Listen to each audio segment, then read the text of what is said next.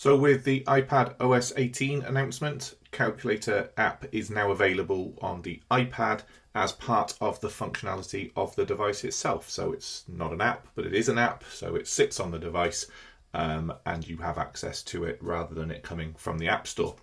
Now, what does this mean for teachers in the classroom that may want to manage that? Well, let's take a look at what you can do within the Jamf Teacher app to make sure you can say whether or not you want it there or you don't want it there. So as we know, the Calculator app now being available, you have access to all of those things, of which having maths notes being an awesome tool that students can utilize. However, there may be times you don't want the students to have access to those functions, be it the basic calculator, the scientific, maths notes, or even the ability to have the conversion within the app as well.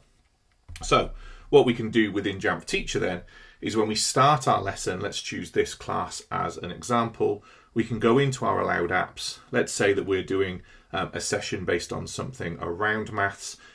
We may want to be doing something to do with creating some understanding of things, but we don't want them to have access to the app itself. Let's just choose a few apps in here that you may well utilize as part of your lesson.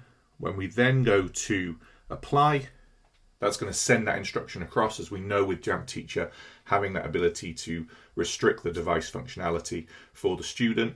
But in doing that, we also remove the Calculator app from the device. So it's a really, really useful way to utilize your existing tools using the great features that come with Jamf Teacher anyway, to have that focused attention on the screen, removing apps that you don't want students to do, and the added benefit that is going to remove that Calculator app directly from the device when teachers don't want it, but allowing it when teachers do want it. So there we go, simple way to have that functionality there or not there, depending on your purpose in the classroom.